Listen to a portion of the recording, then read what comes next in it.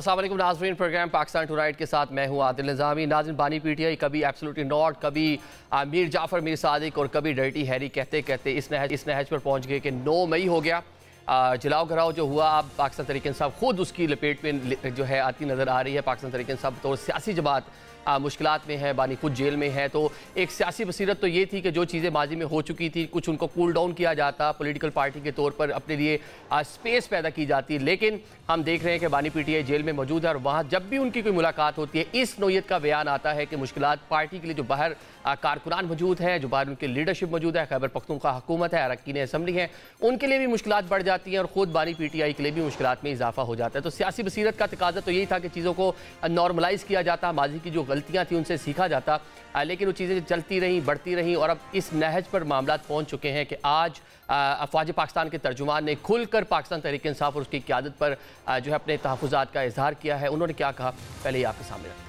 A creeping national security threat that is eternal. That threat जहाँ से emanate होती है, that is one delusional mindset and a delusional person जो कि captive है अपनी ज़ात का, जिसके नज़दीक उसकी ज़ात और उसकी ख्वाहिशात रियासत पाकिस्तान से बढ़कर है। उसकी ज़ात, उसकी ख्वाहिशात और उसकी फ्रस्ट्रेशन इस हद तक बढ़ चुकी है कि वो समझता है कि मैं नहीं तो कुछ भी नहीं। Because that person and the narrative that he is pushing, it has become a national security threat. इस ज़हनी मरीज की मंतक पे चले, वो तुम हो कौन, ये क्या सोच है, कहाँ बैठ के कौन सी फ्रस्ट्रेशन है तुम्हारे अंदर, कहाँ से तुमने ये इल्म हासिल कर लिया, किसकी तुम जुबान बोल रहे हो, तुम क्या पैगाम देना चाह रहे हो इस मुल्क को, तुम समझते क्या हो अपने आप को। 9 मई नहीं देखा था आपने, इसी GHQ में जहाँ बैठे हैं इस पे इसने हमला नहीं कराया था, तो जो अपनी फौज पे हमला करा सकता है तो उसे गद्दार करने में क्या प्रॉब्लम। पाकिस्तान में झूठ और फरेब का ये कारोबार मजीद नहीं चलेगा। ये आपने DG ISPR को सुना, पाकिस्तान तहरीक इंसाफ के बयानी के रद्द अमल में आज वो एक सख्त अंदाज में बात कर रहे थे। रवैया उनका खासा तुर्श था और उनकी जो बातें हैं उनसे ये समझा जा सकता था कि बानी पीटीआई माइनस के हवाले से मामला आगे बढ़ रहे हैं। अगर हम इसको देखें इसी तनाजुर में, तो आज मंसूर अली खान साहब वहाँ पर मौजूद थे। उन्होंने एक सख्त सवाल भी किया कि माजी में भी जो पॉलिटिकल लीडरशिप है, मोहतरमा फातिमा जिन्ना हो, बेनज़ीर भुट्टो साहिबा हो, मियाँ साहब हो, मरियम नवाज़ हो, इनके बारे में भी माजी में यही कहा जाता रहा, इस तरह की स्पेकुलेशन होती नहीं। कभी सिक्योरिटी थ्रेट के हवाले से कहा गया और कभी कहा गया कि ये मसाइल क्रिएट कर रहे हैं और इस तरह के जज्बात माजी में भी सामने आते रहे हैं। लेकिन हमने देखा कि पॉलिटिकल जो इस तरह की लीडरशिप थी वो दोबारा लीडर जो है कह लें कि सियासत में भी आए, उन्होंने अपना रोल भी प्ले किया, जो पब्लिक ऑफिस है वहाँ पर भी जाके बैठे। तो मंसूर अली खान साहब का जो क्वेश्चन था कि माजी में भी इसी नोयत की चीज़ें यहाँ से इसी हॉल से आती रही हैं, तो इस बार ये कितना मुख्तलिफ होगा, उस पर DG ISPR ने क्या कहा, ये भी आपके सामने। पाकिस्तान की तारीख को ऑब्जेक्टिवली देखें कि इतने वाज़े तरीके से कभी पाकिस्तान की फौज ने किसी शख्स के बारे में ये बयानिया रखा हो इसी पोडियम। वो आप एक सिमिलरिटीज नोशनली तो क्रिएट करते हैं कि हमने ये कहा, ये बातचीत हमने कभी नहीं किसी के बारे में। और वो उसके अंदर आपके बहुत से जो से हमारे साथी होते हैं वो शामिल होते हैं, जो ये एहसास दिलवाते रहे कि जी शायद एस्टेब्लिशमेंट जिसको आप इस्तेमाल करते हैं कि शायद फौज का झुकाव इधर है, फौज का झुकाव इधर है, फौज इधर कर रही है। और जो ये काम कर रहा है, आपने जो नाम लिए जिन लोगों के, उनमें से किसी ने ये कहा, नोबडी हैज डन। क्योंकि जब हम जनरलाइज करते हैं तो आप इस कौम के मुल्क को बताते हैं कि पहले भी ये कर दे, आगे भी ये करेंगे। No, we have not done this before and we will not do it again. ये आपने सुन लिया क्या कहा गया कि माजी में कभी भी किसी पॉलिटिकल लीडरशिप की जानिब से अफवाज पाकिस्तान के बारे में इस तरह का रवैया, इस तरह की बयानबाजी नहीं की गई। तो उसके जवाब में जो किया जा रहा है, तो इसी तरह ही आज DG ISPR को सामने आना पड़ा और उनको जो सहाफ़ी वहाँ पर मौजूद थे सख्त सवालात भी हुए। जिस तरह DG साहब का रवैया एक सख्त नोयत का था, उसी तरह सख्त सवालात भी हुए जो माजी के हवाले से भी थी। चलें आज इसी मामले पर जो -1 के हवाले से एक कह लें कि एक उसको तस्वुर किया जा रहा है, तलाल चौधरी साहब जो स्टेट मिनिस्टर भी हैं इंटीरियर के, उन्होंने एक टेलीविजन पर बात करते हुए क्या कहा, ये भी आपको सुनवाते हैं। इस वक्त अगर PTI ने सरवाइव करना है तो उसे बानी PTI से ऐसा ही अपने आप को अलहदा करना होगा जैसे अल्ताफ हुसैन से MPM ने अपने आप को अलहदा किया। ये आपने सुन लिया तलाल चौधरी साहब का क्या कह रहे हैं। बानी मुत्तहिदा फिर बानी PTI हुए, क्या जिस तरह वो माइनस हो गए थे ये भी माइनस हो जाएंगे। क्या पाकिस्तान तहरीक इंसाफ को बतौर सियासी जमात बानी PTI से खुद को अलग करना होगा। पाकिस्तान तहरीक इंसाफ की जो पार्लिमानी सियासत है उसका मुस्तकबिल क्या होगा। खैबर पख्तूनख्वा में पाकिस्तान तहरीक इंसाफ की कंजेक्टिव तीसरी गवर्नमेंट है, तीसरी हुकूमत है, उसका मुस्तकबिल क्या होगा। इस हवाले से भी कुछ सवाल हुए थे गवर्नर राज लखन के हवाले से। और वहाँ की जो हुकूमत है, जिस तरह हमने देखा नेशनल एक्शन प्लान हो या वहाँ पर जो सिक्योरिटी अदारे कार्रवाई करना चाहते हैं, ऑपरेशन करना चाहते हैं, उसकी राह में रुकावटें हैं अफगान महाजरीन को भेजने के हवाले से, वफाक और खैबर पख्तूनख्वा जो हुकूमत है उसके दरमियान एक कहने के डिफरेंसेस पाए जाते हैं। तो बहुत सारी चीज़ें ऐसी हैं जो मुस्तकबिल में जिनके जवाबात आना अभी बाकी हैं, जिस पर जो कहने के सामो डेवलपमेंट हो सकती है। ख़ुसूसन ये जो सबसे अहम बात है कि पाकिस्तान तहरीक इंसाफ का मुस्तकबिल क्या होगा, इस पर बात कर लेते हैं। जो गेस्ट हमारे साथ मौजूद है उनका तारुफ कराता है। स्टूडियोज़ में ज्वाइन कर रहे हैं नईम हैदर पंजौता साहब, आप पाकिस्तान तहरीक इंसाफ के रहनुमा हैं, वकील भी हैं। शेर अफजल मरद साहब हमारे साथ मौजूद हैं, रुकने कौमी असम्बली हैं और माजी में पाकिस्तान तहरीक इंसाफ का हिस्सा रहे हैं, बानी PTI के बड़े करीब रहे हैं। हुज़ैफर रहमान साहब भी हमें ज्वाइन करेंगे, स्टेट मिनिस्टर हैं। और ब्रिगेडियर रिटायर्ड हारिस नवाज साहब डिफेंस एनालिस्ट हैं, वो भी हमारे साथ मौजूद है। आप मोअज़्ज़ज़ मेहमानों का बहुत शुक्रिया। मरद साहब आपसे आगाज़ कर लेते हैं, ये बानी PTI और पाकिस्तान तहरीक इंसाफ की सियासत अब कहाँ आन पहुँची है, कहाँ खड़ी हुई है, क्या मुस्तकबिल देख रहे हैं? जिस तरह आज अफवाज पाकिस्तान के तर्जुमान ने जिस नौयत के अल्फाज इस्तेमाल किए और जिस तरह के तहफ़्फ़ुज़ात का इजहार किया, तो फ्यूचर क्या देख रहे हैं पाकिस्तान तहरीक इंसाफ का? बहुत शुक्रिया। अल्फाज का चुनाव जो है वो तो मैं खैर उससे इत्तेफाक नहीं करता हूँ, क्योंकि जिस पोजीशन पे वो हैं, जिस इदारे की वो नुमाइंदगी करते हैं, उनको अपने आप को उस गालम गलोच ब्रिगेड के लेवल पे नहीं लाना चाहिए जिनका काम सुबह से उठ के रात गए तक जो है अफवाज पाकिस्तान को गालियां देना है, मुखालिफिन को गालियां देना है और टारगेटेड जो हैं ये ट्रोलिंग करते हैं। मतलब ट्रोल्स वाला को मामला अलग हो गया ना, जो बाहर बैठ के चीजें कर रहे हैं। लेकिन बानी की हमशीरा की जो उनसे मुलाकात हुई, उन्होंने बाहर आकर जो अल्फाज इस्तेमाल किए वही हमने देखा पिछले चंद हफ्तों में पाकिस्तान तहरीक इंसाफ के डिफरेंट जो सोशल मीडिया अकाउंट्स हैं वहां पे उसी नौयत के अल्फाज इस्तेमाल हो रहे थे। बिल्कुल उनको रिपीट किया आकर और मंसूब किया बानी PTI से कि उन्होंने ये अल्फाज इस्तेमाल किए हैं एक शख्सियत के लिए। देखिए, मैं अगर आप रिकॉल कर लें तो मैं गुज़िश्ता कोई पौने 2 सालों से, जब मैं PTI का हिस्सा भी था, तो उस वक्त भी ये मैं अपील किया करता था कि हमें सोशल मीडिया पे भी और अदरवाइज भी जलसों में, जुलूसों में, मीडिया टॉक्स में एस्टेब्लिशमेंट जो है उसके हवाले से ज़बान पे नज़रसानी करनी होगी, क्योंकि एक हद तक जो है इंसान बर्दाश्त करता है। मैं खुद अपनी मिसाल देता हूँ, सब कुछ बर्दाश्त करते गए, लेकिन जब मुझे गालियां पड़नी शुरू हुई तो बात मेरी बर्दाश्त से बाहर हो गई, मैं भी बिलो द बेल्ट लेवल पे चला गया। तो लिहाजा गालियों से जंगें नहीं जीती जाती है। और दूसरी बात यह है कि पौने 2 साल से बार बार कहने के बावजूद कि इसका फायदा कोई नहीं है, 3 दफा जो है हमारी सेटलमेंट होते होते रह गई इसी सोशल मीडिया के तो फेल। तो लिहाजा अगर पौने 2 साल इन्होंने गालियां दी हैं, तो आज अगर उन्होंने दिल की बड़ास निकाली है, तो मैं तो अपने आप को एग्रीव नहीं फील करता हूँ कि कोई ज्यादती हो गई है। अलबत्ता ये मैं जरूर कहूँगा कि एक इदारे के एक तर्जमान के तौर पे उनकी सोच जो है वो पाकिस्तान के लिए होनी चाहिए। अगर चंद लोग ऐसे हैं जो जातियात पे उतर आए हैं, तब भी इदारे जो हैं वो जातियात नहीं करते हैं, वो मुल्क की मफाद को मुकद्दम रखते हैं। ठीक है, लेकिन डॉक्टर साहब जिस तरह का क्रिटिसिज्म हमने देखा, जिस तरह के अल्फाज का चुनाव पाकिस्तान तहरीक इंसाफ की लीडरशिप की जानिब से किया गया, वो भी कोई काबिल तारीफ नहीं था, काबिल मुजम्मत अल्फाज थे। इस तरह के किसी के लिए भी अल्फाज इस्तेमाल नहीं होना चाहिए। ठीक हो गया। भाईजान पंजौता साहब, अब पाकिस्तान तहरीक इंसाफ कहाँ खड़ी है आज? जिनसे मुज़ाकरात करना चाह रहे थे, जिनसे मुज़ाकरात की ख्वाहिश थी, उन्हीं पर इल्ज़ामात, उन्हीं पर इस तरह के अल्फाज का चुनाव, जिस तरह भी मरो साहब ने बात की, करते रहे, आज किस नहज पे आन पहुँचे? आदिल भाई बहुत शुक्रिया, बड़ी नवाजिश। पहली बात, मुज़ाकरात की बातचीत की तो इमरान खान साहब ने 2 टोक मैसेज भेज दिया था पिछली मुलाकात के अंदर, पिछली से पिछली थी आई थिंक सो, कि हमारी तमाम दरवाजे बंद हैं, कोई हमारी तरफ से बात नहीं करेगा। तो लिहाजा वो चैप्टर तो उस हद तक आपके सामने रख दिया।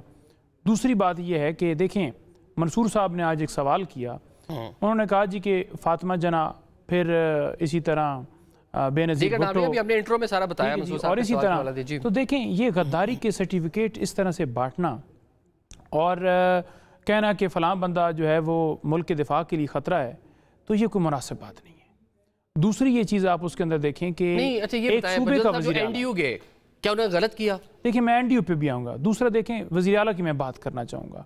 अब एक 4.5 करोड़ आवाम के नुमाइंदा हैं वज़ीर आला खैबर पख्तूनख्वा, चीफ एग्जेक्टिव हैं, एक आइनी ओहदा है उनके पास। उनके बारे में जब आप ये कहें कि एक सवाल किया जाए तो कहें जी कि कुत्ते जो हैं वो बोलते रहते हैं, उनको छोड़ें, उनको इग्नोर करें। लेकिन क्वेश्चन क्या था, देखिए ना, एक मस्जिदी मुल्क में जहां पे मोर देन 95% पॉपुलेशन मुसलमान है, वहां पे अफवाज पाकिस्तान से ये मंसूब करना कि वहां पे नाउज़ुबिल्लाह नाउज़ मसाजिद के अंदर ये पूरा मामला, क्या वो ठीक था? देखें, बात ये है कि आपको हुआ कि सुहेल अफरीदी ने गलत बात की, तो जो आज जिनको इक़्तिदार में बिठाया गया है उन्होंने हमारी फ़ौज के हवाले से, पाकिस्तानियों के हवाले से क्या क्या बातें की। तैयारे तक तो अगवा किए, कहा कि मुंबई हमलों के अंदर फ़ौज इन्वॉल्व है, कारगिल आ रहे, 71 आ रहे, 65 आ रहे, फ़ौज के जर्नैल जो हैं मुल्क तबाह करो, फिर नवाज शरीफ तुम आओ, तुम आके संभालो। वो तमाम बातें जो हैं वो भूल गई हैं। क्या वो पाकिस्तान की फ़ौज के हक़ के अंदर थी? वो नहीं है याद। या ये कह देना जी कि वो अब हमारे मुताबिक चल रहे हैं तो बस ठीक है, ये बात नहीं होती। जब आपको महसूस हो रहा है कि फ़लाँ बंदे ने गलत बात की है, वो उसने गाली निकाली है, उसने बुरा किया है, तो आपका बतौर एक अदारा वहाँ रिप्रेजेंटेटिव के तौर पे, जैसे मरवा साहब ने कहा, तर्जमान के तौर पर हक बनता था कि आप बैठ के ये कह दें कि जनाब कुत्ते जो हैं वो भौंक रहा हो तो उसके बारे में परेशान नहीं होते। तो ये खैबर पख्तूनख्वा की आवाम की तौहीन की है, पख्तून कबीले की कबायली आवाम की। लेकिन जिस टाइम आपकी लीडरशिप, जब खान साहब की बहन अडियाला से मुलाकात के बाहर आकर ये अल्फाज इस्तेमाल करेंगी किसी शख्सियत के बारे में कि ज़हनी मरीज़ है, तो जो अफवाज पाकिस्तान है उनका क्या, उनके जज्बात नहीं होंगे? क्या वो नॉर्मल लेंगे? देखें, 2.5 साल से इमरान खान साहब को जेल में रखा हुआ है।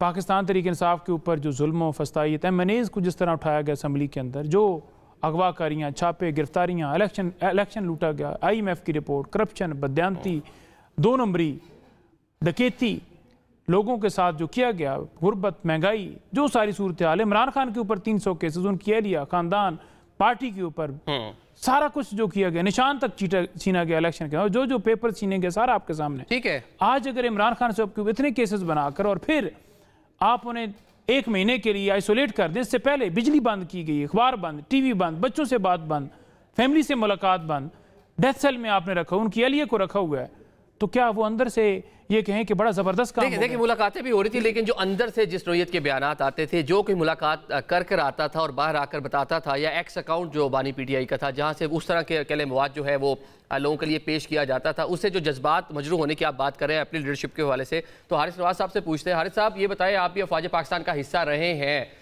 तो अफवाज पाकिस्तान के सरबराह के लिए इस नोयत के अल्फाज इस्तेमाल करना जो खान साहब के हमशीरा ने बाहर आकर किए, और कुछ दिन पहले से हम देख रहे थे कि डिफरेंट जो सोशल मीडिया प्लेटफॉर्म है, पाकिस्तान तहरीक इंसाफ से मुंसलिक जो अकाउंट्स हैं, वहां से भी इसी नोयत की बातें हो रही थी, तो आप लोगों के जज्बात कितने मजरू होते हैं? सर, आप भी एक अदारे के साथ मुंसलिक रहे हैं। देखें, बात यह है कि इस तरह के अल्फाज कभी किसी ने इस्तेमाल नहीं किए हैं, और ख़ास तौर पे जो ट्वीट में वर्ड्स इस्तेमाल किए गए, डेरोगेटरी रिमार्क्स, उनकी हमशीरा ने इस्तेमाल किए हैं। आप मुझे बताएं कि इस वक्त ये फील्ड मार्शल सैयद आसिम मुनीर, जिनका चीफ ऑफ डिफेंस फोर्सेस बना दिया गया है, what he brought for Pakistan, Pakistan का नाम कितना ऊंचा किया उन्होंने, मुसल्लह अफवाज के किस तरीके से इंस्पायरिंग कमांड के साथ शिकस्त फाश दी इतने बड़े दुश्मन को, जो अभी तक वो इससे निकल नहीं रहे हैं, उनका मुंह काला करके रख दिया, और उस दुश्मन के साथ जो वो इनके खिलाफ, हमारे सपा खिलाफ उनको तकलीफ़ है, अगर उनके खिलाफ ऐसी बातें की जाएंगी तो मुझे बताएं वहाँ पर कितने बड़े ढोल बजाए जाएंगे। नंबर 2, जो नेक्सस बन गया ख़ास तौर पे इंडिया का तहरीक तालिबान जो अफगानिस्तान ये है रिजीम है, सोशल मीडिया की पॉलिटिकल टीम है, और फिर उसके साथ इस तरह के ट्वीट आएंगे। आप मुझे बताएं how does it go for the arm forces of Pakistan, जहाँ पर फील्ड मार्शल सैयद आसिम मुनीर को दुनिया मानती है, दुनिया रिस्पेक्ट करती है। आप मिडल ईस्ट में कैसे हमारे साथ जो आपके साथ दिफाई मुआहदे हो रहे हैं, ट्रंप कैसे तारीफ करता है, उसके बाद चाइना की तरफ देख लें, हर मुल्क में देखें किस तरीके से बात हो रही है, पाकिस्तान का नाम दुनिया ने देख लिया कि पाकिस्तान ने किस तरीके से इतने बड़े दुश्मन को 6 से 8 घंटे में घुटने टेकने में मजबूर कर दिया। उसके मतलब आप ऐसी बात करें तो फौज will never accept it, even I am a part of फौज, ये अनएक्सेप्टेबल है, अनवारंटेड है, and it should be not be tolerated. ख़ास तौर पे मोरल ऑफ ट्रुप्स के लिए ये सिपा सालार जिसकी पूरी फौज इज़्ज़त करती है, बल्कि एवट से पूरी कौम इज़्ज़त करती है, सियाचिन पे बैठा हुआ सिपाही या पहाड़ियों, कश्मीर के पहाड़ियों में या शोहदा की फैमिली, आप मुझे बताएं उनकी क्या दिल आज़ारी होती है, मोरल ऑफ ट्रूप्स को क्या फ़र्क पड़ता है।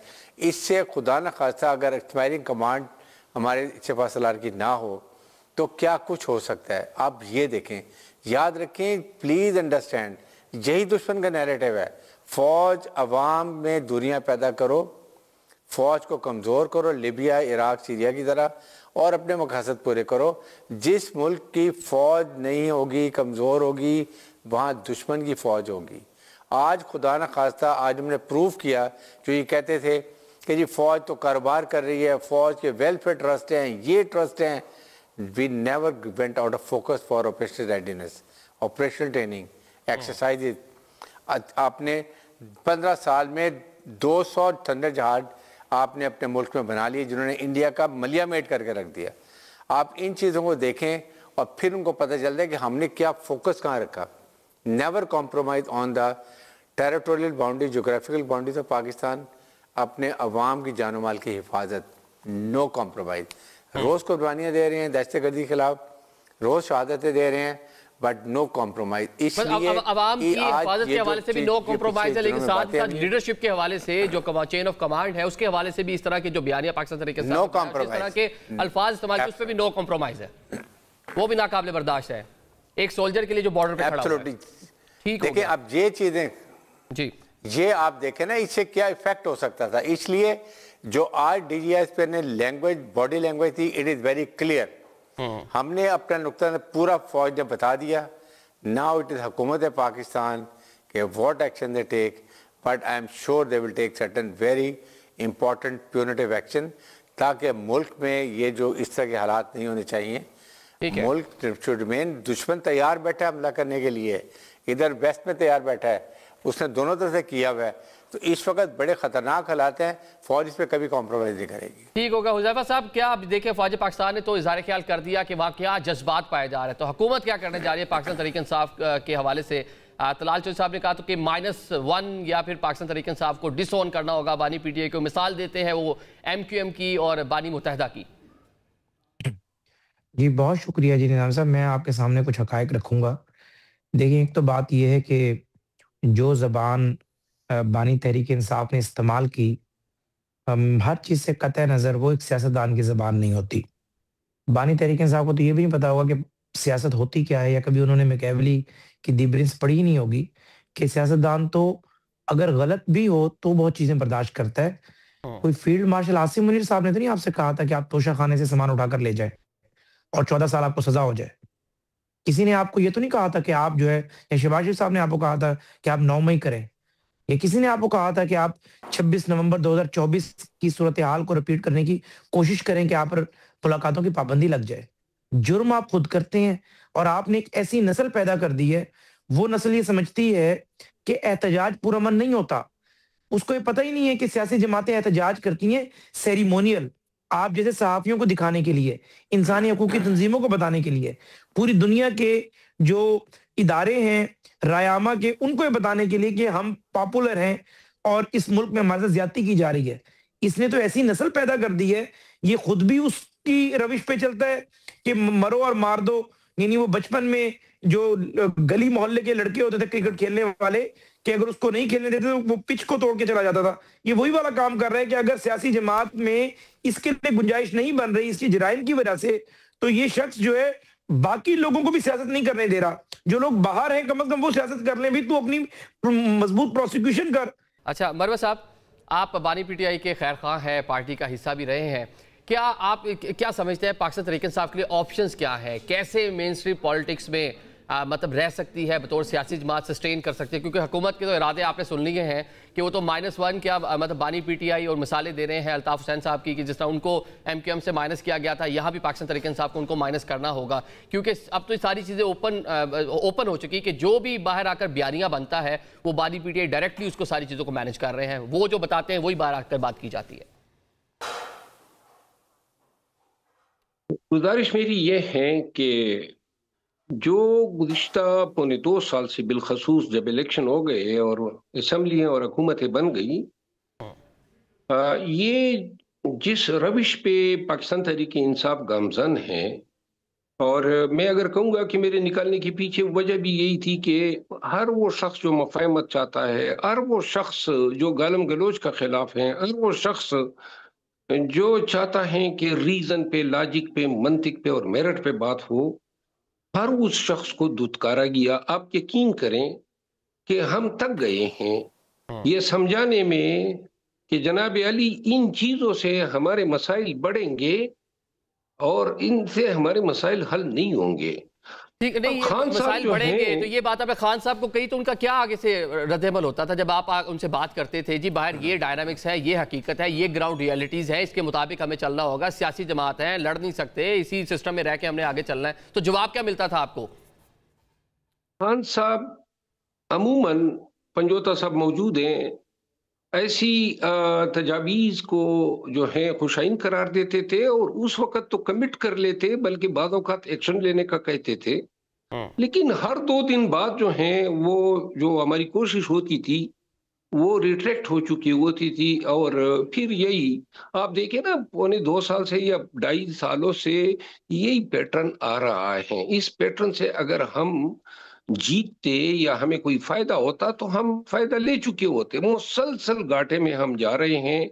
और मैं ये एक ताला तो खान को लगाया है अडियाला जेल में एस्टेब्लिशमेंट ने, एक ताला खान ने खुद अपने आप को लगाया हुआ है और एक ताला जो है वो खान के फैमिली ने लगाया हुआ है। ये 3 ताले खोलने हैं। पहले अपने ताले खोल दे, इसके बाद कहीं जाके एस्टेब्लिशमेंट का ताला खुलेगा। इस तरीके से अब आज जो DGISPR ने जितनी बातें की जुटलाने के लिए, हमारे पास क्या है? क्या गालम गलोच नहीं होती है? क्या जबान आसिम मुनीर के खिलाफ इस्तेमाल होती है? क्या इससे आप गेन करते हैं? वो आपके अफवाज का सरबराह है और आज हुकूमत ने उसको फील्ड मार्शल बना दिया है, CDF बना दिया है। तो गालम गलोच से आपने जो पाकिस्तान में PTI मौजूद हैं उनका जीना अजीरन हो जाता है। ये कह कह के हम थक गए। खान तो जेल में है ना। अब आपको पता होगा कि आज पार्लियामानी कमेटी का क्या शुरू हुआ है। पार्लियामानी कमेटी के इजलास में तमाम MNAs खड़े हो गए कि ये पार्टी के साथ क्या ड्रामा कर रहे हैं आप लोग और ये पार्टी को किस तरफ आप ले जा रहे हैं। मैं गर्चे आज भी ये ख्वाहिशमंद हूं कि पाकिस्तान तहरीक इंसाफ पाकिस्तान की एक बहुत बड़ी स्टेक होल्डर है, बहुत बड़ी सियासी पार्टी है, लोगों की खान के साथ वाबस्तगी है। खुदारा इसको इस तरीके से हैंडल न करें जिस तरह आज इंडिया दिया है DGISPR ने। इसको सियासी तौर पे सियासतदानों को टैकल करने दें, इनके जो कानूनी हकूक हैं वो बहाल करें। पंजोता साहब दुरुस्त कह रहे हैं कि जब आप पे हर तरफ से पंजे गाड़ दिए जाते हैं, वो फारसी का एक शेर है कि दस्ते बचुमानत गरेज दस्ते बगीरत सर शमशेर थे। अगर बिल्ली को भी आप बंद करके ना एक कोने में जो है घेर लेते हैं तो वो भी अपने दांत निकाल लेती हैं। बेहतर ये होगा जो फौज के अंदर, सियासतदानों के अंदर और मुल्क की सिविल सोसाइटी के अंदर वो लोग जो पाकिस्तान का सोचते हैं वो ये मशवरे क्यों नहीं देते हैं कि आए एक मफाहमत के लिए बैठें। ये आपको मैं गाली दूं, आप मुझे गाली दें और इससे दुनिया तमाशा करे कि ये मुल्क है और क्या यहाँ ये जमहूरियत है। दुनिया तो डेफिनेटली तमाशा कर रही है। हम इंडिया से देख रहे हैं सारा दिन वहां जिस तरह सोशल मीडिया पाकिस्तान मुखालिफ प्रोपेगेंडा हो रहा है, हम देख रहे हैं उनका जो मेन स्ट्रीम मीडिया है वो क्या कर रहा है। अफगानिस्तान से किस नोयत की स्पेकुलेशन, किस नोयत की खबरें पाकिस्तान मुखालिफ फैलाई जा रही हैं, ये सारे का सारा जवाब हमने पाकिस्तान के अंदर से ही दिया हुआ है ताकि दुनिया बाहर हमारा कह लें कि उसको प्ले करने का मौका मिल रहा है। पंजोता साहब ये बता दें कि अब धमका कर मुज़ाकरात की मेज़ पर लाना, ये पाकिस्तान तहरीक इंसाफ के सामने कह लें कि एक स्ट्रेटजी थी कि एक प्रेशर डाला जाए, अवामी प्रेशर हो, जिसके नतीजे में एस्टैब्लिशमेंट मजबूर हो बात करने के लिए, सियासतदान मजबूर, सियासत से वैसे बात करनी नहीं थी, तो वो वाला फार्मूला तो नाकाम हो गया। तो अब क्या ऑप्शन है, क्या करेगी पाकिस्तान तहरीक इंसाफ, क्योंकि स्पेस मजीद कह लें कि स्क्वीज़ कम होती जा रही है। मैं पहले तो मरवत साहब के शेर को आगे कंटिन्यू करते हुए शेर उसके अंदर ऐड करूँगा कि हुसैन तेरे काफ़िले की याद आ रही है, डटा हुआ एक शख्स और मुकर नहीं रहा। तो बात यह है कि ये पूरी कोशिश की गई कि इमरान खान साहब को जो है वो झुकाया जाए, उनको तोड़ा जाए, उनको अपने मौक़िफ़ से पीछे हटा जाए। वो मौक़िफ़ जो वो पहले दिन से लेकर बैठे हुए हैं कि हमारी सलामती के ऊपर कोई कंप्रोमाइज़ नहीं है, मुल्क में रूल ऑफ लॉ होना चाहिए, इंसाफ होना चाहिए, जमहूरियत होनी चाहिए, इदारे आज़ाद होने चाहिए, हकीकी आज़ादी होना चाहिए, इंसाफ पाकिस्तान के अंदर लोगों को मैसर होना चाहिए, मदीना की रियासत होना चाहिए, पाकिस्तान में लोगों के बुनियादी हकूक़ हासिल होने चाहिए। उस मौक़िफ़ से वो पीछे नहीं हट रहे, और उस मौक़िफ़ से पीछे हटाने के लिए क्या क्या किया गया। केसेस तो एक मामला रहा ही, लेकिन किस हद तक गए, कभी खावर मानका के ज़रिए, कभी वो बुशरा तस्कीन आ रही हैं, कभी जो है वो ऑन चौधरी को लॉन्च किया जा रहा है, कभी खावर मानका को लॉन्च किया जा रहा है। तो वो सारी कहानियाँ किसी को याद नहीं है कि क्या क्या किया गया और क्या किया जाता रहा है या किया जा रहा है। उस पर भी ज़रा मौक़िफ़ दे दीजिए। इस पर IGG ISPR ने भी कहा है कि अगर यहाँ पर पाकिस्तान तहरीक इंसाफ की गवर्नमेंट होती और इंडिया वाला वाक़या होता तो शायद आप लोग वहाँ भी कशकोल लेकर चले जाते और पता नहीं माफ़ी तलाफ़ी और इस तरह की चीज़ों पे आ जाते, इस तरह का जवाब ना होता। इमरान खान ने कहा था कि मोदी हम रिटेलिएट करेंगे नहीं, करने का सोचेंगे नहीं, हमें आप करके दिखाएंगे। तो वो मेरा ख्याल में बयान दिखा देते, वहाँ पर कोई बंदा बैठा हुआ तो उनको पता लग जाता कि इमरान खान का मौक़िफ़ क्या है। इमरान खान ने खुल के स्टैंड लिया। वो जेल के अंदर उन्होंने भारत के हवाले से ये कहा कि मोदी हमारा दुश्मन है, वो फिर से वार करेगा, मैं पाक फ़ौज के साथ खड़ा हूँ, हमारी ये फ़ौज है, हमारी अपने नौजवान है और मेरी फैमिली के अंदर कितने लोग फ़ौज के अंदर हैं। तो ये बात नहीं है कि हमें फ़ौज से नफ़रत है या फ़ौज हमारी नहीं है, हमें पॉलिसी पे है, जिस पॉलिसी के हवाले से PMLN, पीपल्स पार्टी, ये तमाम जमातें बातें करती थी। ठीक है, नहीं आप देखें ना पाकिस्तान तरीके से जहाँ बानी PTI जिस तरफ देखते हैं, जो वो बयान देते हैं, नईम हैदर पंजोता साहब प्रोग्राम से बैठकर, आपका जो सोशल मीडिया है वो सोशल मीडिया पे बैठकर आपकी लीडरशिप उसी के पीछे चलती है, उसी बयानी के पीछे। तो एक डिसिप्लिन फोर्स है, तो वहाँ पे आर्मी चीफ या फील्ड मार्शल या CDF जिस तरफ देखेगा तो कहते हैं जी अफवाज उसी जानिब देखेंगी जो ऊपर मामला होगा। अगर बतौर सियासी बात आप ये बात करें तो उधर भी वही मामला है, वो तो एक डिसिप्लिन फोर्स है। तो फिर जितने इदारों को, हमारी फ़ौज को जिस तरह बदनाम किया गया है पूरी दुनिया के अंदर, इन लोगों ने बयानात दिए, इन तमाम लोगों को उधर से हटाएं, फिर कोई एक और जो है जो बिल्कुल दूध का धुला हुआ उसको लेकर आएँ। फिर आप तमाम उन लोगों को जिन्होंने वो भी किया, मुल्क भी लूटा, ख़जाने भी लूटे, जदादें भी लूटी, वो आज पाक दामन हो गए, कहीं उन्होंने माफी मांगी है। चलिए इसका जवाब हारिस साहब से पहले पूछे। हारिस साहब एक ये बता दें जरा थोड़ा सा कि जिस तरह चंद जो है वो अदारे की चंद जो शख्सियात हैं उन पर तहफ़्फ़ुज़ात या उन पर इल्ज़ाम तराशी की जाती है, तो जरा इस पर जरा बताएं। पाकिस्तान तहरीक इंसाफ बारहा इसी हवाले से इज़हार ख्याल करती है। देखिए फ़र्क ये है कि उस वक़्त आपके उन्होंने एक बात नॉर्मल बात की कि जी किसी एक के बारे में बात की, आप तो यहाँ पर आके जो सर्विंग इस स्टेज के ऊपर वो सपा सलार जिसको दुनिया मान रही है और इस वक्त इंडिया तैयार बैठा है पिराने के लिए, आप उसकी लैंग्वेज, उनके वर्ड्स, उनके नैरेटिव को लेके चल रहे हैं। Is it acceptable, is it desired? और आप कह रहे हैं जी उनके, मैं तो वो वर्ड ही नहीं इस्तेमाल कर रहे जो आपने ट्विटर में इस्तेमाल किए हैं या उनकी बहन ने इस्तेमाल किए हैं, और फिर इंडियन चैनल पे जाके आप बात करें कि जी KPK के लोगों को चाहिए कि डालीजाट पे जाके हमले कर दें। ये बातें करने वाली हैं, मुझे बताइए। और फिर आपको ये सोचना चाहिए कि आपकी कभी आपने जो जिससे आप पॉलिटिकल पार्टी हैं, दूसरी पॉलिटिकल पार्टी के बारे में क्या आपने लिखा कि हेल्थ के बारे में क्या हालात हैं, एजुकेशन क्या है, महंगाई क्या है, एक्सपोर्ट की क्या प्रॉब्लम्स हैं, आपके ये चीज़ों का कभी मैंने देखा नहीं सर। सिर्फ ट्रोलिंग हो रही है फौज, ट्रोलिंग हो रही है सपा सलार, ट्रोलिंग हो रही है ISI। फॉर गॉड से यही तो दुश्मन चाहता है, यही 5th जनरेशन वॉर है। This what is the part of 5th generation war कि आप फौज और अवाम में इतना गैप कर दें कि फौज कमज़ोर हो जाए, और कमज़ोर फौज mean you know what is going to happen like Libya, Iraq, Syria की तरह। तो इस वक्त आपने अगर करना है तो आप पॉलिटिकल प्रोसेस शुरू करें, आप बात करें, इनिशिएट करें। आपके जी okay we want to discuss करते हैं तो आप जाके वो बाइकआउट कर देते हैं। आपको रिलीफ मिलना है पॉलिटिकल पार्टी को पॉलिटिकल पार्टी से। You should know what you have to do. National assembly को क्यों नहीं फॉल करते, आप क्यों सीट पर जाते हैं? आप पॉलिटिकल इंस्टेबिलिटी नहीं लानी चाहिए। आप जाएं, असेंबली क्यों बनी हुई है, जाके दुनिया आपकी सुनती है, वहाँ पर उसकी वैल्यू होती है कि पीपल रिप्रेजेंटेटिव जो है वो बात कर रहे हैं, आप वहाँ जाके बात करें, अपने केसेस को लड़ें। मुझे समझ नहीं आती कि इतने लॉयर्स भी आपकी टीम में हैं, इतने अच्छे लॉयर्स भी हैं, और मुझे तो शक ऑनेस्ट ही पड़ता है कि कुछ लोग नहीं चाहते कि he should remain inside, he should be minus. यही मुझे तो शक पड़ता है। आप और कॉन्फिडेंस बिल्डिंग मैयर आपका जी बिल्कुल tweet forward handler Twitter social media बंद for some time. Let's create atmosphere जहाँ पर आप अच्छे माहौल में कंड्यूसिव में नेगोशिएट करें और गवर्नमेंट के साथ करें। अभी भी गवर्नमेंट कहती है बात करें, हम वी आर रेडी।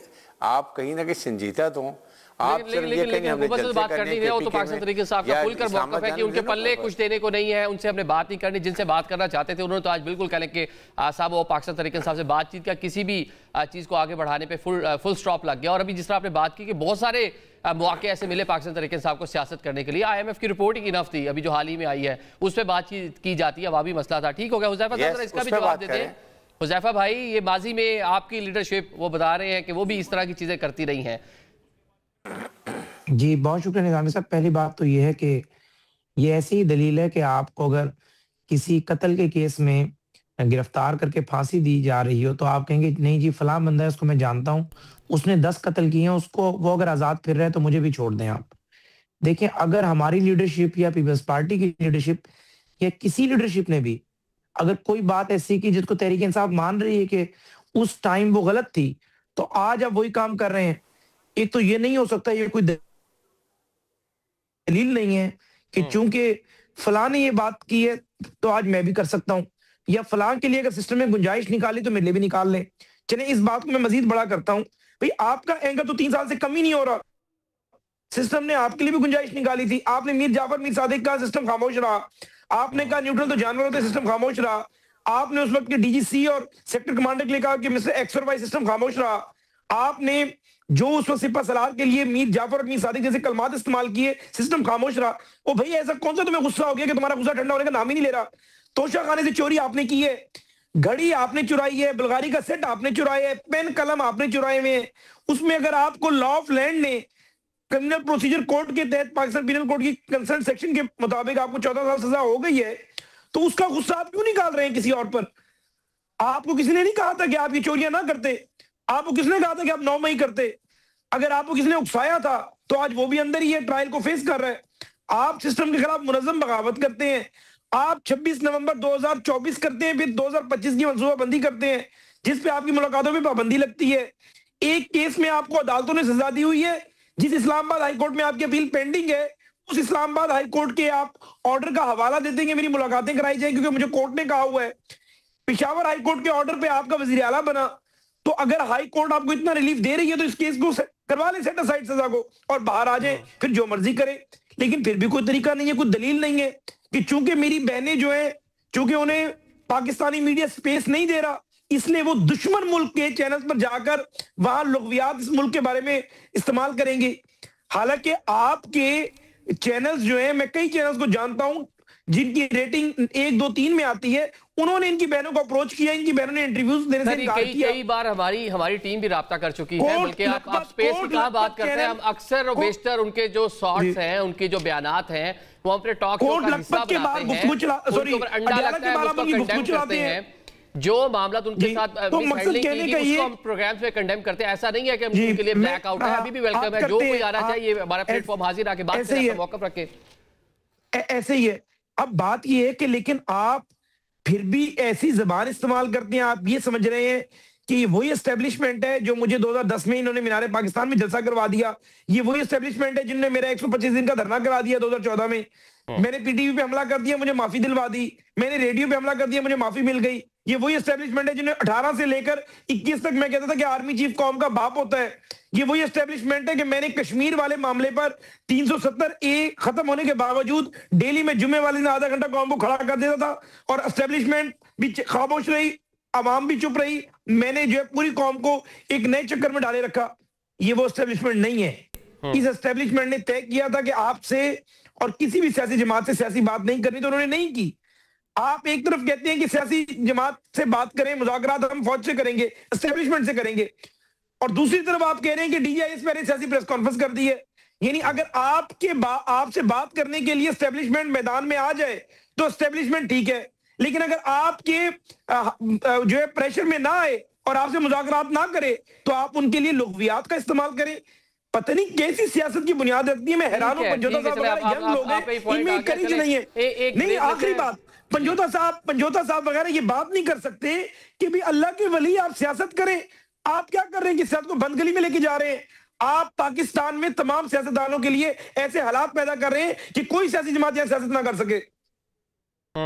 मतलब पॉलिटिकल सिस्टम को कह लें कि सब आप जो है ना वीक कर रहे हैं, तमाम स्टेक होल्डर मिलकर। साहब मैं इस पर हुकूमत आपको भी क्लीन चिट नहीं दे सकते, आप लोगों को भी रवैया बहुत सारी जगहों पे आज जो ठीक होना चाहिए था नहीं किया, रिजिड रहे आप लोग भी। पाकिस्तान तहरीक इंसाफ भी फिर खुलकर खेलती जो नहज हालात इस नहज पे आज आन पहुंचे। चले एक ब्रेक में बड़ा साहब से पूछेंगे 9 मई केसेस के हवाले से भी सुना जा रहा है कि फैसले आने वाले हैं। फैज़ हमीद साहब का जो केस है उस पर भी बताया जा रहा है कि इसी महीने दिसंबर में ही फैसला उनका भी मुतवक्किल है। क्या होने जा रहा है बड़ा साहब से पूछेंगे, ब्रेक लेते हैं।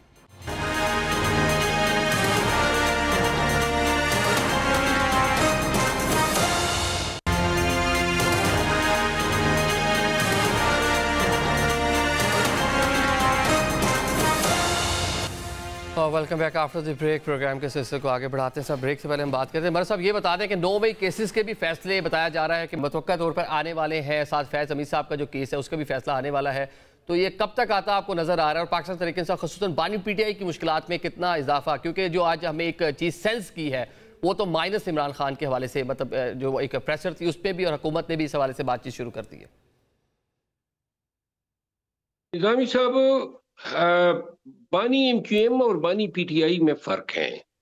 बानी MQM माइनस हो गया, PTI से इमरान खान अगर माइनस करने की कोशिश की जाती है तो पूरी PTI माइनस होगी, ये मुमकिन नहीं है।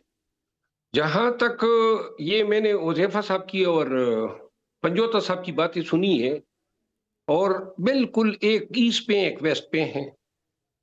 अब सिर्फ एक चीज मेरे ख्याल में हुज़ैफा साहब कहना भूल गए, जो मेरे जहन में है। मैं एक पाकिस्तानी हूँ और मैं पाकिस्तान के कानून से भी आगाह हूँ, मुझे अपने हकूक़ का भी इल्म है, और मेरी सियासी वाबस्तगी के साथ साथ मेरी अपनी मुल्क के साथ भी वाबस्तगी है। अगर नून का जो आउटबर्स्ट था उस दौर में एस्टेब्लिशमेंट के खिलाफ जो जबान इस्तेमाल की, और फिर आप अपना भी देख लें, मैं एक फर्क इसमें वाज़े नजर आता है कि मैंने कतईन कहीं पर नहीं देखा कि PMLN ने बाजवा साहब, फैज़ हमीद, किसी जर्नल की माँ बहन को गालियां दी हो या उनके बच्चों को धमकाया हो। बिल्कुल सियासी बयानात देते थे, बुरा भला उनको कहते थे। लेकिन यहां पे आप भूल गए हैं, जब एक नंगे कौम है राजा आदिल राजा, उसने एक एक्ट्रेस को बदनाम किया और साथ में जर्नलों का और अपनी तरफ से एक कंकाक्शन कर दी। उस चीज को किसने फैलाया? सोशल मीडिया पे, और एक स्कैंडल बन गया वो। मैं अर्ज ये करना चाहता हूं, आप बेशक दुरुस्त कह रहे हैं कि जी जो इद्दत का केस था, जो फलां हैं, बिल्कुल, लेकिन हर एक चीज का ये रद्द अमल आया है। मैं इतनी गुजारिश करूंगा कि तवाज़ुन कायम होना चाहिए। तवाज़ुन ये भी होना चाहिए, 9 मई के केसेस आ रहे हैं। अब मैं 9 मई केसेस में, बहुत से केसेस में वकील हूं, मुल्जिम नहीं हूं किसी एक केस में भी। GHQ केस में भी मैं वकील हूं। मरवा साहब आपको मुल्जिम बनाते हैं किसी एक दो केस में, मरवा साहब आपको एक दो केसों में मुल्जिम बनाते हैं बस। अब हम और फिर पाकिस्तान तरीके से दोबारा एक्सेप्ट कर लेंगे आपको। अगर 2-4 केसेस बन गए आप पे तो आपकी लॉयल्टी दोबारा मरवत साहब को एक दो केसेस में मुल्जिम बनाते हैं मरवत साहब, ताकि कम से कम फिर आपकी हमारी मुलाकात तो होती रहेगी ना रेगुलर। सर मैं तो 58 और केसेस में मुल्जिम हूं ना, तो आपके लिए वाइटल अपॉर्चुनिटीज है। अच्छा मैं अर्ज करूं, ये जो अदालतें हैं ना, ये जो उमर अयूब खान और शिबली फराज साहब और ये हामिद रजा साहब वगैरह को जिस तरीके से डिस्क्वालीफाई किया गया, सजाएं दी गई, दरताज गुल वजीर को, मैं एक वकील हूँ, ये न कि सिर्फ कानून का मजाक उड़ाया गया बल्कि अदलिया का जो है चेहरा मसख किया गया। ये इंसाफ नहीं है। तवाज़ुन इसीलिए कायम करो कि लोगों को अदलिया से मायूस न करें। छोटे छोटे लेवल पर भी अगर हम इंस्टीट्यूशंस को इन्वॉल्व करेंगे, हम हुकूमत को इन्वॉल्व करेंगे, अदालतें जाने, उनका काम जाने, इंसाफ अगर छीन लिया जाता है पाकिस्तानियों से, ये नुकसान पाकिस्तान का होगा। साथ में दूसरी तरफ कहते कहते हम तक गए हैं, लेकिन ये नहीं हो सकता है कि गालम गलोच को हम जस्टिफाई करें या उसको डिफेंड करें या बुरा भला न कहें उसको जो ये करता है। क्या हम ये जुटला सकते हैं कि ये जो गल है, शहबाज गल, ये शहबाज गल जो जुबान इस्तेमाल करता है विलागो में, ये अभी तक तो पॉलिटिकल कमेटी का मेंबर था। ये जो इमरान रियाज लगा होता है, ये जितने आप पीटीआई के साथ वाबस्तगी के दावेदार हैं, वो क्या जबान इस्तेमाल करते हैं इदारों के लिए, पाकिस्तान के लिए, और किसकी पर्पज इसको सर्व कर रहे हैं, और क्यों कर खान को 20 दफा रिक्वेस्ट की कि इन लोगों को डिसोन करें, लेकिन आज तक पीटीआई क्यों डिसोन नहीं कर सकी, उस बयानिए से अपने आप को क्यों न डिसोन कर सकी, जो कि खसूसन उन ये आदिल राजा जैसे लोग, इधर मेदी जैसे खबीस किरदार, जिनके ताने बाने जो हैं वो राह से मिलते हैं, और हम सिर्फ मुंह देखते रह जाते हैं। अगर ये जब तक ये सिलसिला चलेगा तब तक ये भी होगा। अच्छा नहीं, ये सिलसिला रुकेगा भला कैसे? ये एक ही तरीके से रुक सकता था, बानी पीटीआई अगर इसको रोकते, क्योंकि ये बयानिया उनका दिया हुआ है और जो तसलसल के साथ जारी है, जो आखिरी मुलाकात में भी जिसका आपने देख लिया कि क्या हुआ, तो ये बयानिया जो बाहर बैठकर लोगों ने बनाया हुआ है, ये मतलब शुरू तो अडयाला जेल से ही होता है ना। देखिए, खान अगर चाहते हैं तो रोक सकते हैं, इसमें कोई दूसरी राय नहीं। वो खुद रुकेंगे, रुक खान अगर चाहते हैं, ठीक है, तो वो खुद रुकेंगे, अपने आप को रोकना है उन्होंने, किसी को नहीं रोकना, अपने आप को रोकना। खान अगर चाहते हैं तो ये तमाम गालम गलोच रुक सकती है। खान अगर चाहते हैं ये जो गालियां हम सबको पड़ रही हैं, ये सब रुक सकते हैं। अब रुकवाने का काम पार्टी के अकाबिरीन का है कि खान को सेंसिटाइज करें, जाके उनको बता दें, इनकी तो खान के सामने जबान तक नहीं खुलती है, इनकी जरूरत ही नहीं होती है। चलो ये पंजोता साहब से पूछते हैं जी, बताएं जी, अब जो पूरा ये बयानिया है जो कहते हैं कि शुरुआत जिसकी अडयाला जेल से होती है, वो अब देखें बाजी में चले जाए, नोटिफिकेशन होना था आर्मी चीफ का, आप लोग लाहौर से चलते हैं, मार्च लेकर आते हैं, अभी ये CDF वाला नोटिफिकेशन आना था, एक प्रोपोगेंडा आप देखा पूरे मुल्क में, और पाकिस्तान तहरीक इंसाफ के अकाउंट से उसको करते रहे, चलाते रहे। तो अब ऑप्शंस क्या है पाकिस्तान तहरीक इंसाफ के, अब क्या करेंगे? मतलब अब तो जिनसे बात करनी है वो बात नहीं कर रहे, हुकूमत से आपने नहीं बात करनी, अब करना क्या है पाकिस्तान तहरीक इंसाफ? देखिए, पहली बात है, इमरान खान साहब ना किसी की माँ बहन को गालियाँ निकालते हैं अपने अकाउंट से, ना किसी को कहते हैं कि आप निकालो। दूसरी बात ये रह गई कि आपने बात की कि इन गालियों वालों को रुकवाना चाहिए, इमरान खान साहब को डिसऑन करना चाहिए, तो इमरान खान साहब ने कब उन्हें कहा है कि आप ये करो? ठीक है, इनको कब कहा? जो ट्रोल्स हैं, जो बाहर बैठे हुए हैं, जो ट्रोल्स हैं। अब तीसरी इसके डिसऑन कर दे पाकिस्तान तहरीक इंसाफ उनको, अगर वो पार्टी को डैमेज कर रहे हैं। बिल्कुल कर देंगे, लेकिन उसके लिए आप पहले कब करेंगे? वैसे जो हालात आन पहुंचे, आप इस मौके पे आए ना, सुन लीजिए, पहले आप इस मौके पर आए ना कि पाकिस्तान के अंदर रूल ऑफ लॉ कायम करें, गोली चलाना बंद करें, अगवा करना बंद करें, मैंडेट चोरी करना बंद करें, इंसाफ लेकर आएँ, तो ये तमाम चीज़ें रुक जाएंगी।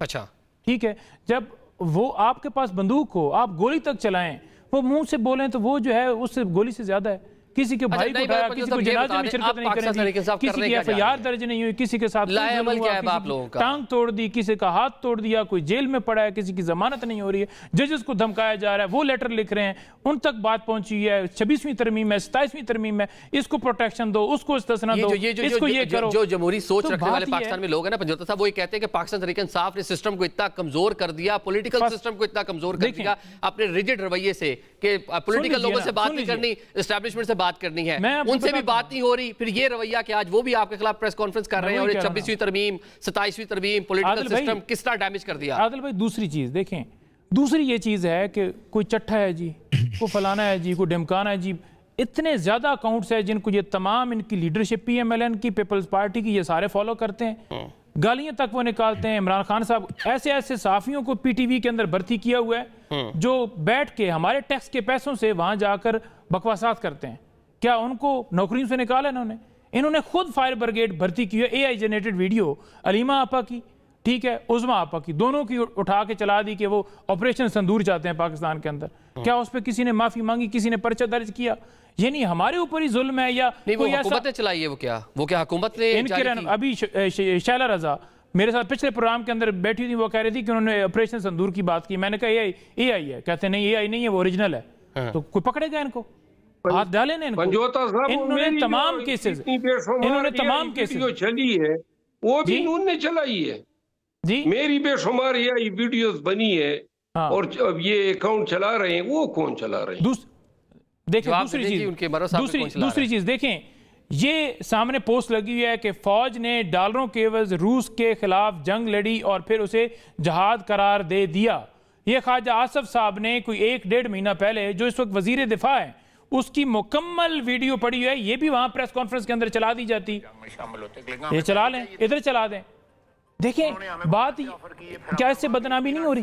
क्या ऐसे हमारी फौज की, क्या हमारी फौज का ये रोल रहा है पाकिस्तान की हिस्ट्री के अंदर? ठीक है, बताएं ना, क्या ऐसे इदारों की बदनामी नहीं हो रही? क्या ऐसे पाकिस्तान की नहीं बदनामी हो रही?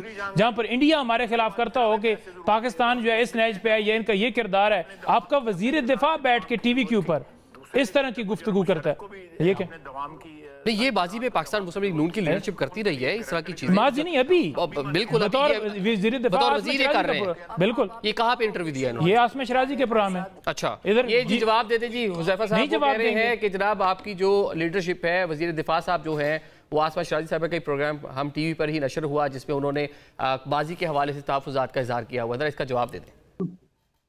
देखिए, एक तो मुझे बड़ी खुशी है और इत्मीनान है कि पंजोता साहब और मैं, क्योंकि छठे सातवें प्रोग्राम में साथ हैं या चौथे पांचवें प्रोग्राम में रेगुलर भी साथ होते हैं, किसी एक प्रोग्राम में भी, इस प्रोग्राम में भी इन्हें जो है मरबत साहब ने भी कहा, आपने भी कहा, ब्रिगेडियर साहब ने कहा, मैंने कहा, इन्होंने ये नहीं कहा कि बानी तहरीक इंसाफ जो है वो उनका जो नुक्ते नजर है वो बिल्कुल ठीक है।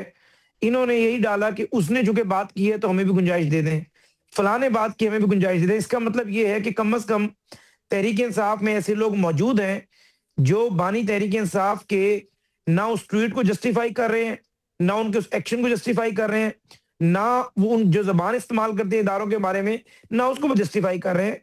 अब मुझे नहीं पता ख्वाजा आसिफ साहब ने क्या बात की है आसमा शराजी साहब के प्रोग्राम में, लेकिन मेरा एक प्रिंसिपल ओपिनियन है, प्रिंसिपल व्यू है, वो ये है कि अच्छा देखिए जो उनकी सिस्टर ने बाहर आकर बयान दिया था उनकी बहन ने, उसको भी ऑन करते हैं, कोई भी मैं उनका उस बयान को भी ऑन करते हैं जी। मैं जो खान साहब की पॉलिसी है, खान साहब के लिए जान भी हाजिर है, बाहर निकल के गोली मार दें। आप खड़े हैं, अगर पंजोता साहब जो है, ठीक है, पंजोता साहब इस तरह की बुनियाद रख रहे हैं तो ज़ाहिर इनकी भी फॉलोइंग होगी, तो अल्टीमेटली अपनी सियासी जमात को बंदगली में लेके जा रहे हैं। आगे कुआं होगा, पीछे खाई होगी। मैं तो इस तरह तो कुछ नहीं कह सकता, ज़ाहिर है मैं तो दलील वाला आदमी हूं, मैंने तो ओपिनियन देनी है। अगर पंजोता साहब ये समझते हैं कि बानी तहरीक इंसाफ के हैंडल से जो चीजें जो है वो की गई हैं उसको ये कह रहे हैं कि एंडोर्स कर रहा हूं मैं और अंधी तकलीद है कि जो मुझे बाहर निकले और गोली मार दे, तो अफसोस ही किया जा सकता है और तो कुछ नहीं किया जा सकता इस पर। चले ठीक हो गया। मरवा साहब आखिर में तरफ ये बता दें कि केपी की हुकूमत का क्या मुस्तकबिल देख रहे हैं? मैं पंजोता साहब को एक गुजारिश करूंगा, ये वाकई एक वकील जो है वो इस तरह तकलीद नहीं करता है कि वो जो कहेगा तो हम कहेंगे। खैर आपकी अपनी राय है, आपकी लॉयल्टी है खान साहब के साथ। मैं ये अर्ज करूंगा कि मुल्क के हालात को मद्देनजर रखते हुए बयान दिया करें। कहीं खुदा नख्वास्ता शहीद हो गए तो वसीयत में मुझे अपने मज़ार का मजावर मुकर्रर कर दें इंशाल्लाह। जान भी हाजिर है, हमारा पूरे खानदान की जान हाजिर है, आप तो मेरी एक जान की बात करते हैं। अच्छा, जो पीटीआई के मुस्तकबिल की बात, सिर्फ इतना मैं कहूंगा, काज है सर, पीटीआई की नहीं बात, एक काज है, उस काज को हम सपोर्ट करते हैं। मैं अभी भी अल्लाह ताला से दुआगो हूं कि पाकिस्तान का भला करें। मैं अभी भी दुआगो हूं कि अल्लाह जो है मियां नवाज शरीफ साहब के दिल में भी बात डाल दे, खान साहब के दिल में भी बात डाल दे और फील्ड मार्शल साहब के दिल में भी बात डाल दे कि ये जो छोटी छोटी बातों पे हम अनाओं में उलझ जाते हैं और जो जंग जो है वो गालम गलोच पे मंतज होती है। खुदारा इमरान खान इस मुल्क, इस कौम का एक वजीर आजम रहा है, एक लीडर है, उसके लाखों नहीं करोड़ों चाहने वाले हैं। इस तरीके से इस मुल्क के मसाइल हल नहीं होंगे। थोड़ा सा कदम आप उठा लें, थोड़ा सा वो उठा लें। अब मेरा ख्याल है ब्रॉडर कंसेंसस में यानी बहुत सी चीजों को बुलाना होगा और मेरा ख्याल है कि ये वाहिद रास्ता है मुल्क में अमन लाने का, इंतशार, बदआमनी, ये सारी चीजें खत्म करने का। पीटीआई के पास ऑप्शंस कम होते जा रहे हैं और दिन ब दिन कम होते जा रहे हैं। गलतियां इनकी अपनी हैं और गलतियों की कोई रोकथाम नहीं है। आने वाले दिनों में मजीद गलतियों का इम्कान है। एक केपी रहा है और मुझे केपी पे बिल्कुल काले स्याह बादल मंडलाते हुए नजर आ रहे हैं। अगर केपी भी छिन गया, यकीन करें पाकिस्तान में 40,000 से ज्यादा केसेस पीटीआई के खिलाफ दर्ज हो चुके हैं। लोगों को छुपने की जगह नहीं मिलेगी। अगर होश के नाखून न लिए ये पाकिस्तानियों ने अगर इन रेटोरिक्स पे, इन बयानात पे और इन तकारीर पे निकलना था तो लाखों पाकिस्तानी निकल आते ना, 8-10 लाख का कई मजमा हम लगा लेते ना। कौम ने वोट आपको जरूर दिया, लेकिन मार खाना, गोली के सामने खड़ा होना या पर्चे भुगतना वो नहीं चाहते हैं। तो लिहाजा इसको रियलाइज आप ये करते कह रहे हुए हैं कि एहतजाज के जरिए पाकिस्तान तरीके सब कुछ करती नजर नहीं आ रही। अगर करना होता तो बहुत सारे चांसेस है कुछ ना कुछ हो जाता है, और हुकूमत अब इस मूड में नहीं है कि हुकूमत से ये भी नहीं बात करना चाहते, वो भी नहीं इस मूड में।